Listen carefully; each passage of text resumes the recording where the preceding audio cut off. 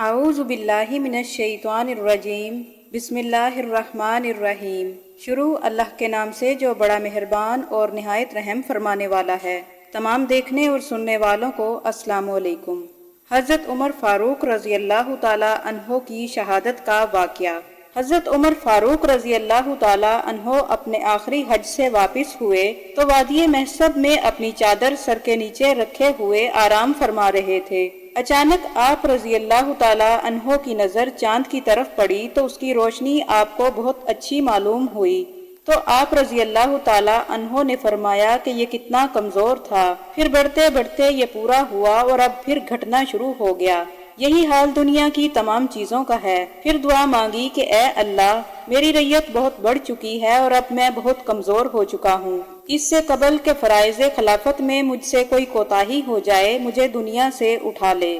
اس کے بعد مدینہ پہنچ کر آپ رضی اللہ تعالی عنہ نے خواب دیکھا کہ ایک سرخ مرغ نے آپ رضی اللہ تعالی عنہ کے شکم مبارک میں 3 چونچیں ماری۔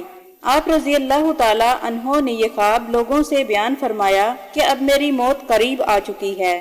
پھر اس کے بعد آپ رضی اللہ تعالی عنہ ایک روز اپنے معمول کے مطابق بہت صبح سویرے نماز کے لیے مسجد تشریف لے گئے۔ اس وقت ایک درہ آپ رضی اللہ تعالی عنہ کے ہاتھ میں ہوتا تھا اور سونے والوں کو اپنے درے سے جگاتے تھے۔ مسجد پہنچ کر نمازیوں کی صفیں درست کرنے کا حکم دیتے تھے اور اس کے بعد نماز شروع فرماتے تھے۔ نماز میں بڑی بڑی سورتیں پڑھتے تھے اور اس روز بھی آپ رضی اللہ تعالی عنہ نے ایسا ہی کیا۔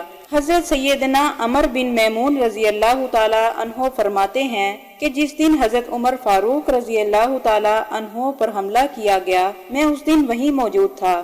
حضرت سیدنا عمر فاروق رضی اللہ تعالی عنہ نماز فجر کے لیے صفیں درست کروا رہے تھے۔ میں آپ رضی اللہ تعالی عنہ کے بالکل قریب کھڑا تھا۔ ہمارے درمیان صرف سیدنا عبداللہ بن عباس رضی اللہ تعالی عنہ حائل تھے۔ حضرت عمر رضی اللہ تعالی عنہ صفوں کے درمیان سے گزرتے اور فرماتے کہ اپنی صفیں درست کر لو۔ جب آپ رضی اللہ تعالی عنہ نے دیکھا کہ صفیں بالکل سیدھی ہو چکی ہیں، نمازیوں کے درمیان بالکل خلا نہیں رہا اور سب کے کندھے ملے ہوئے ہیں، تو آپ رضی اللہ تعالی عنہ آگے بڑھے اور تکبیر تحریمہ کہی۔ آپ رضی اللہ تعالی عنہ کی عادت کریمہ تھی کہ صبح کی نماز میں سورہ یوسف اور سورہ نحل میں سے قرات فرماتے تھے تاکہ دیر سے آنے والے لوگ بھی جماعت میں شامل ہو جائیں۔ آپ رضی اللہ تعالی عنہ نے پہلی رکعت میں کچھ زیادہ قرات فرمائی۔ ابھی نماز شروع ہی کی گئی تھی کہ ایک مجوسی غلام جو پہلی صف میں چھپ کر کھڑا ہوا تھا، اس نے موقع پاتے ہی 2 دھاری خنجر سے آپ رضی اللہ تعالی عنہ پر حملہ کر دیا۔ آپ رضی اللہ تعالی عنہ کی آواز سنائی دی گئی کہ مجھے کسی کتے نے کاٹ لیا ہے۔ آپ رضی اللہ تعالی عنہ پر حملہ کرنے والا ایک مجوسی کافر ابو لولو تھا جو حضرت مغیرہ کا غلام تھا۔ وہ ایک زہر آلود خنجر لیے ہوئے تھا اور اس نے آپ رضی اللہ تعالی عنہ کے شکم مبارک میں 3 زخم کاری اس خنجر کے لگائے، جس سے آپ رضی اللہ تعالی عنہ بے ہوش ہو کر گر پڑے۔ حضرت عبد الرحمن بن عوف آگے بڑھے اور انہوں نے امامت کرائی اور مختصر نماز پڑھا کر سلام پھیر دیا۔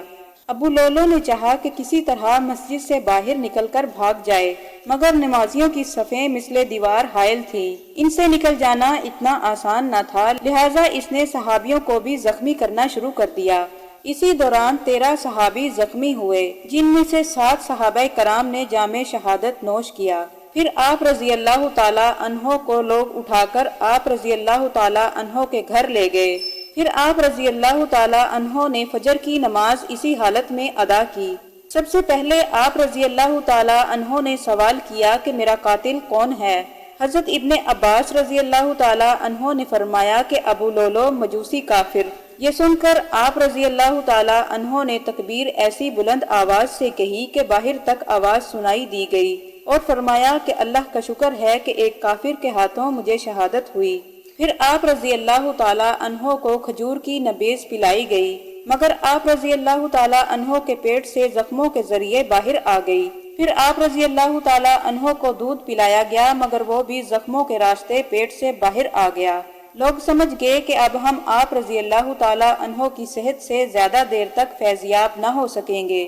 پھر لوگوں نے آپ رضی اللہ تعالیٰ عنہ کی تعریف کرنا شروع کر دی۔ لوگوں نے فرمایا کہ آپ نے کتاب اللہ کی پیروی کی ہے اور آپ نے آن حضرت صلی اللہ علیہ وآلہ وسلم کی سنت پر عمل کیا ہے، اللہ آپ کو جزائے خیر دے۔ اس کے بعد آپ رضی اللہ تعالیٰ عنہ نے حضرت صہیب رضی اللہ تعالیٰ عنہ کو اپنی جگہ پر امام نماز بنایا اور فرمایا کہ میرے بعد 3 دن کے اندر اپنا خلیفہ منتخب کر لینا۔ پھر آپ رضی اللہ تعالیٰ عنہ نے اپنے صاحبزادے عبداللہ بن عمر رضی اللہ تعالیٰ عنہ سے فرمایا کہ حساب لگا کر بتاؤ کہ ہم پر کتنا قرض ہے۔ انہوں نے حساب لگا کر بتایا کہ تقریباً 86,000 درہم۔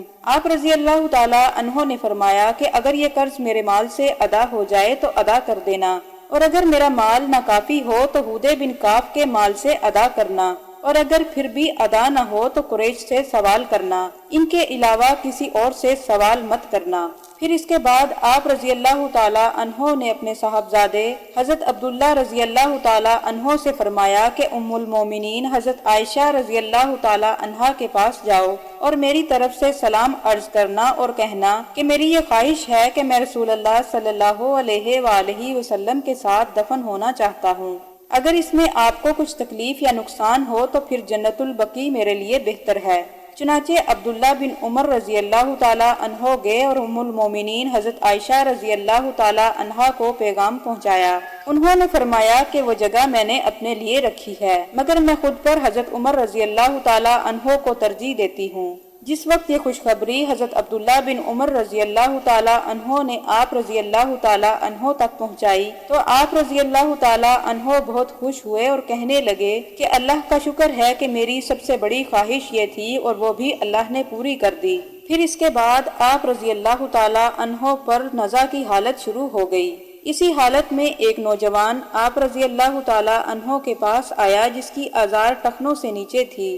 آپ رضی اللہ تعالیٰ عنہ نے فرمایا کہ اے بھتیجے، آزار ٹخنوں سے اونچی رکھا کرو، اس میں کپڑا بھی صاف رہتا ہے اور خدا کی اطاعت بھی ہے۔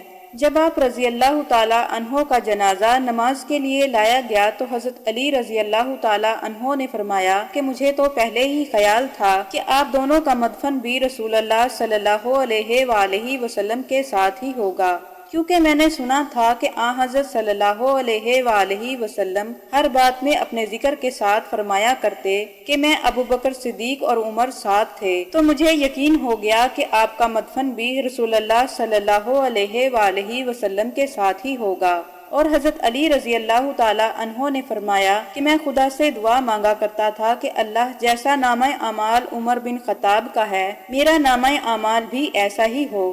آپ رضی اللہ تعالیٰ عنہ 27 ذی الحجہ کو زخمی ہوئے اور 1 محرم کو آپ رضی اللہ تعالیٰ عنہ نے 63 سال کی عمر میں رحلت فرمائی۔ حضرت صہیب رضی اللہ تعالیٰ عنہ نے نماز جنازہ پڑھائی اور خاص روضہ رسول میں حضرت ابو بکر صدیق رضی اللہ تعالیٰ عنہ کے پہلو میں آپ رضی اللہ تعالیٰ عنہ کی قبر مبارک بنائی گئی۔ اس روضہ مقدسہ کے اندر صرف 3 قبور موجود ہیں، ایک رسول اللہ صلی اللہ علیہ وآلہ وسلم کی اور دوسری حضرت ابو بکر صدیق رضی اللہ تعالیٰ عنہ کی اور تیسری حضرت عمر فاروق رضی اللہ تعالیٰ عنہ کی۔ حضرت صدیق رضی اللہ تعالیٰ عنہ کا سر مبارک اپنے آقائے نامدار صلی اللہ علیہ وآلہ وسلم کے شانہ اقدس کے برابر ہے، اور حضرت عمر فاروق رضی اللہ تعالیٰ عنہ کی قبر مبارک پائنتی کی جانب ہے۔